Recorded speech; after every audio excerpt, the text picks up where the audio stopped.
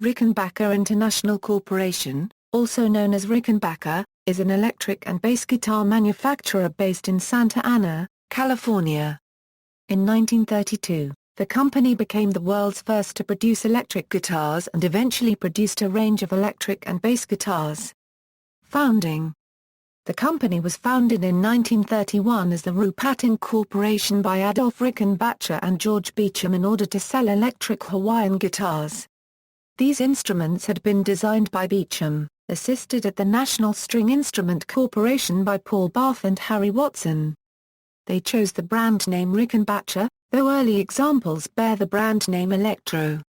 Nicknamed frying pans, because of their long necks and circular bodies, the instruments were the first solid-bodied electric guitars, though they were a lap steel type. They had a single pickup with a steel cover that arched over the strings. By the time production ceased in 1939, several thousand frying pans had been produced. Electro String also sold amplifiers to go with their electric guitars. A Los Angeles radio manufacturer named Van Nest designed the first Electro String production model amplifier. Shortly thereafter, design engineer Ralph Robertson further developed the amplifiers, and by the 1940s at least 4 different Rickenbacker models were made available. James B. Lansing of the Lansing Manufacturing Company designed the speaker in the Rickenbacker professional model. During the early 1940s, Rickenbacker amps were sometimes repaired by Leo Fender, whose repair shop evolved into the Fender Electric Instrument Manufacturing Company. Early history: George Beecham was a vaudeville performer, violinist, and steel guitarist who, like most of his fellow acoustic guitarists in the pre-electric guitar days of the 1920s, was searching for a way to make his instrument cut through an orchestra. He first conceived of a guitar fitted with a phonograph-like amplifying horn, and approached inventor and violin maker John DePira to create a prototype which proved to be, by all accounts, a failure. Their next collaboration involved experiments with mounting 3 conical-shaped aluminum resonators into the body of the guitar beneath the bridge. These efforts produced an instrument which so pleased Beecham that he told DePira that they should go into business to manufacture them. After further refinements, DePira applied for a patent on the so-called tricone guitar on April 9, 1927. Thereafter, DePira and his brothers began to make the tricone guitars in their Los Angeles shop, calling the new guitars Nationals. On January 26, 1928, the National String Instrument Corporation was certified and, with its new factory located near a metal stamping shop owned by Adolf Rickenbacker and staffed by some of the most experienced and competent craftsmen available, began to produce Spanish and Hawaiian-style tricone guitars as well as 4-string tenor guitars, mandolins and ukuleles. Adolf Rickenbacker was born in Basel, Switzerland in 1887 and emigrated to the United States to live with relatives after the death of his parents. Sometime after moving to Los Angeles in 1918, he changed his surname to Rickenbacker. This was done probably in order to avoid German connotations in light of the recently concluded First World War as well as to capitalize on Adolf's distant relation to World War I flying ace Eddie Rickenbacker. In 1925, Adolf Rickenbacker and 2 partners formed the Rickenbacker Manufacturing Company and incorporated it in 1927. By the time he met George Beecham and began manufacturing metal bodies for the Nationals being produced by the National String Instruments Corporation, Rickenbacker was a highly skilled production engineer and machinist.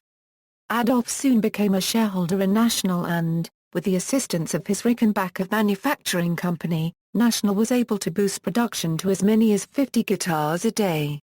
Unfortunately, National's line of instruments was not well diversified and, as demand for the expensive and hard-to-manufacture tricone guitars began to slip, the company realized that it would need to produce instruments with a lower production cost if it was going to succeed against rival manufacturers. Dissatisfaction with what John DePira felt was mismanagement led him to resign from National in January 1929, and he subsequently formed the Dobro Manufacturing Corporation, later called Dobro Corporation, Limited, and began to manufacture his own line of resonator-equipped instruments. Patent infringement disagreements between National and Dobro led to a lawsuit in 1929 with Dobro suing National for $2 million in damages. Problems with the National's management as well as pressure from the deepening Great Depression led to a production slowdown at National, and this ultimately resulted in part of the company's fractured management structure organizing support for George Beecham's newest project, the development of a fully electric guitar. By the late 20s, the idea for electrified string instruments had been around for some time, and experimental banjo, violin and guitar pickups had been developed. George Beecham had himself been experimenting with electric amplification as early as 1925, but his early efforts involving microphones did not produce the effects he desired. Along the way Beecham also built a one-string test guitar made out of a 2x4 piece of lumber and an electric phonograph pickup. As the problems at National became more apparent, Beecham's home experiments took on a more rigorous shape, and he began to attend night classes in electronics as well as collaborating with fellow National employee Paul Barth. When the prototype electric pickup they were developing finally worked to his satisfaction, Beecham asked former National shop craftsman Harry Watson to make a wooden neck and body to which the electronics could be attached. It was nicknamed the frying pan because of its shape, though Adolf Rickenbacker liked to call it the pancake. The final design Beecham and Barth developed was an electric pickup consisting of a pair of horseshoe-shaped magnets that enclosed the pickup coil and completely surrounded the strings. At the end of 1931, Beecham, Barth, Rickenbacker and with several other individuals banded together and formed the Rickenbacker Corporation in order to manufacture and distribute electrically amplified musical instruments, with an emphasis upon their newly developed A25 Hawaiian guitar, often referred to as the frying pan lap steel electric guitar, as well as an electric Spanish model and companion amplifiers. In the summer of 1932, Rickenbacker began to manufacture cast aluminum production versions of the frying pan as well as a lesser number of standard Spanish electrics built from wooden bodies similar to those made in Chicago for the National Company. These instruments constitute the origin of the electric guitar we know and use today by virtue of their string-driven electromagnetic pickups.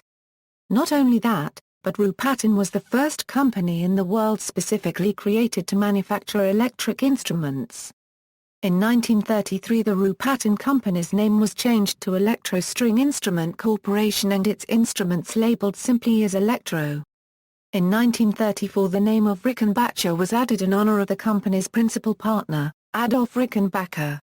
In 1935 the company introduced several new models including the Model B electric Spanish guitar, which is considered the first solid-body electric guitar.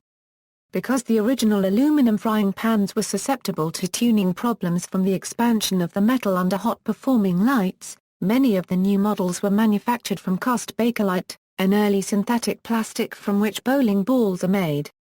Rickenbacker continued to specialize in steel guitars well into the 1950s, but with the rock and roll boom they shifted towards producing standard guitars, both acoustic and electric. In 1956, Rickenbacker introduced two instruments with the neck-through body construction that was to become a standard feature of many of the company's products, including the Combo 400 guitar, the Model 4000 bass, and, later, the 600 series. In 1958, Rickenbacker introduced its Capri series, including the double cutaway semi-acoustic guitars which would become the famous Rickenbacker 300 series.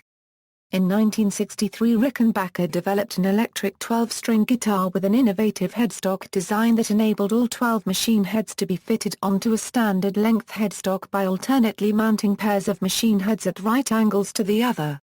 Rickenbacker guitars and 1960s rock and roll. During the 1960s, Rickenbacker benefited tremendously when a couple of Rickenbacker guitar models became permanently intertwined with the sound and look of the Beatles.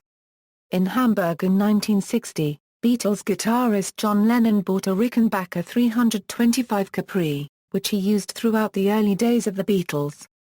He eventually had the guitar's natural order body refinished in black, and made other modifications including the fitting of a Bigsby vibrato tailpiece and regularly changing the control knobs.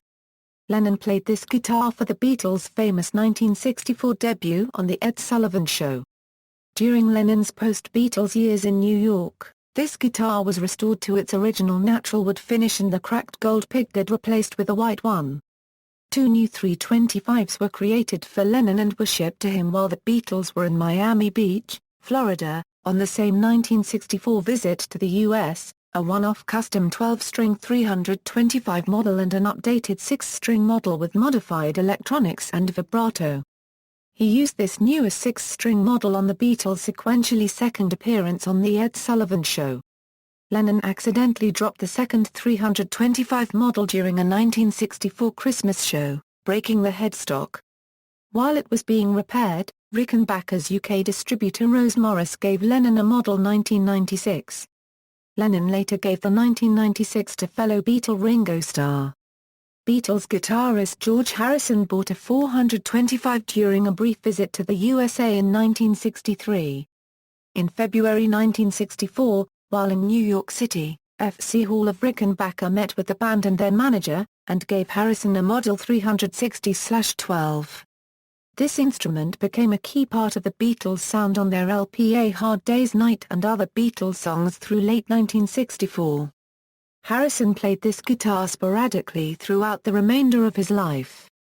On August 21, 1965, during a Beatles concert tour, Randy Resnick of B-Sharp, a Minnesota music store, presented Harrison with a second Model 360/12 FG New Style 12-string electric guitar, distinguishable from Harrison's first 12-string by its rounded cutaways and edges. There was a television documentary produced by KSTP-TV in Minneapolis documenting this event. Harrison used this guitar on the song If I Needed Someone, and during the Beatles' 1966 tours. This 12 strings whereabouts are unknown, as it was stolen at some point after the band ceased touring. After the Beatles' 1965 summer tour, Paul McCartney frequently used a left-handed 1964 4001 SFG Rickenbacker bass, as its tone was better suited to recording than the lightweight Har-Paragraph FNER basses he had used previously. The instrument became popular with other bassists influenced by his highly melodic style, as it produces a clear tone even when played high up the neck, its deep cutaways allowing easy access to the higher frets. In 1967, McCartney gave his 4001 a psychedelic paint job, as seen in the promo film for Hello Goodbye, and in the Magical Mystery Tour film. A year or so later the finish was sanded off. A second overzealous sanding in the early 1970s removed the points of the bass cutaways. McCartney predominantly used the Rickenbacker bass during his time with Wings, until the late 1970s. Partly because of the Beatles' popularity and their consistent use of the brand, Rickenbackers were quickly adopted by many other 1960s notables. As both the British invasion and the 1960s came to an end, Rickenbacker guitars fell somewhat out of fashion. However, Rickenbacker basses remained highly in favor through the 1970s and on. Perhaps as an echo of the past, during the late 1970s and early 1980s, Rickenbacker guitars experienced a renaissance as many new wave and jangle pop groups began to use them. Rickenbacker guitars and basses continue to be very popular to this day, with demand persistently and exponentially outstripping new factory supply. Demand is particularly high amongst retro groups who have been influenced by the sound and look of the 1960s. Hallmarks of Rickenbackers. Many Rickenbackers are Euro. Both guitars and basses are Euro or equipped to be compatible with a Ricco sound unit via an extra stereo output socket that allows the two pickups to be connected to different effects units or amplifiers. Another idiosyncrasy of Rickenbackers is the use of two truss rods to correct twists, as well as curvature, in the neck. Known for their distinctive jangle and chime, Rickenbacker guitars tended to be favored by jangle pop, power pop and British invasion-style groups, bands such as The Who, The Byrds and The Beatles. The early Rickenbackers that made this sound famous were equipped with lower output toaster pickups. These pickups were phased out circa 1969, a Euro 70 for newer high-gain pickups, which had twice the output of their illustrious predecessors. This change was almost certainly due to the trend toward the louder rock sounds of the 1970s, despite the earlier models being credited by Pete Townshend as being key to the development of the Marshall sound, and his refinement of electric guitar feedback techniques. In more recent years, a diverse cross-section of artists have started to favor Rickenbacker guitars. In 1979, Tom Petty and Mike Campbell of Tom Petty and the Heartbreakers would adopt the Rickenbacker 12-string toaster jangle into their records and still use the vintage 1960s models. The post-1960s high-gain pickup-equipped guitars are associated with the jam and REM. The high-gain pickups are well suited to harder spiky pop-rock sounds as well as the classic clean chime. Basses. The 4000 series were the first Rickenbacker bass guitars, production beginning in 1957. The 4000 was followed by the very popular 4001, the 4002, the 4008, the 4003, and most recently the 4004 series. There was also the 4005, a hollow-bodied bass guitar. It did not resemble any of the other 4000 series basses, but rather the new-style 360 to 370 guitars. The 4001S was basically a 4001 but with no binding and dot fingerboard inlays. It was exported to England as the Room 1999. However, Paul McCartney received the very first 4001S. Standard versions and collectible versions of the 4003 have included the 4003s, discontinued 1995, a 4003 similar to the 4001s with dot neck markers, no body binding based loosely upon the original Rickenbacker basses and fitted with 4001 pickups. 1985 a Euro 2002 versions of 4003 and 4003 were available with black hardware option and black binding. Other later special editions have included 4003 Blue Boy, 4003 CS. Similar to 4001 CS limited edition specials include the Black Star, the Shadow Bass, the Tuxedo and 4003 Red Neck. Rickenbacker basses have a distinctive tone. The 4001 bass has neck-through construction for more solid sustain due to more rigidity. The sustain at the bottom end is particularly striking, and by routing the two outputs from the stereo Rico sound output, the brighter bridge pickup through a guitar rig and the bassier neck pickup through a bass setup, a particularly distinctive bass sound is produced. The 3000 series made from the mid-1970s to mid-1980s were cheaper instruments with bolt-on 21-fret necks. There was also a set-neck 4000 version in 1975 and 76 which had a 20-fret neck, dot inlays, no binding but only a single bridge position mono pickup. Along with McCartney's usage, some of the earliest Rickenbacker bass players were Roger Waters of Pink Floyd, John Entwistle of The Who, and Pete Quaife of the Kinks. Rickenbacker basses became a staple of 1970s hard rock and were featured on countless recordings of the decade. These instruments were also widely used among progressive rock bassists, particularly Chris Squire of Yes and Geddy Lee of Rush, who achieved distinctive signature sounds with their Rickenbacker bass, strung with round-wound roto-sound bass strings. The Ricks continued their popularity among the punk new wave explosion of the late 1970s and early 1980s, being favored by Bruce Foxton of The Jam, Glenn Matlock, Paul Gray, Tony James, Paul Simonon, Michael Bradley and Kira Rowe Esler. Another notable bassist that was famous for use of a Rickenbacker 4001 was the late Cliff Burton, bassist for the influential heavy metal group Metallica. His guitar was a Rickenbacker 4001 that was red with white hardware and trim with triangle inlays on the fretboard. His first use was for live gigs during the group's Kill 'Em All era. Many bass players continue to play Rickenbackers. Among current hard rockers, one of the best-known players of Rickenbacker basses is Motor Paragraph Red vocalist bassist Ian Lemmy Kilmister, for whom Rickenbacker produced a 60-bass run of Lemmy Kilmister signature basses. A 4004 LK, fitted with 3 pickups, gold hardware, and elaborate wood carving in the shape of oak leaves. Lemmy currently uses a 4004 customized by luthier T.C. Ellis. Rickenbacker acoustic guitars. Rickenbacker has produced a number of uniquely designed and distinctively trimmed acoustic guitars. Although a small number of Rickenbacker acoustics were sold in the 1950s and were seen in the hands of stars like Ricky Nelson and Sam Cooke, the company concentrated on their electric guitar and Western steel guitar business from the early 1960s onward. From about 1959 through 1994, very few Rickenbacker acoustic guitars were made. In 1995, an effort was made to reintroduce Rickenbacker acoustics, with factory production beginning in their Santa Ana manufacturing facility in 1996. 4 models of flat-top acoustic Rickenbackers were depicted in factory literature. Each of these 4 models was also available in both 6 and 12-string configurations, yielding a range of 8 distinct instruments. It is estimated that fewer than 500 Rickenbacker acoustic guitars were built before the factory shut down the acoustic department in mid-2006. In late 2006, the license to build Rickenbacker acoustics was granted to Paul Wilkinski, a luthier with a workshop in San Francisco, California. He continued to offer all 8 models of the Rickenbacker flat-top guitar line, each instrument being built to order until his license expired, effective February 1, 2013.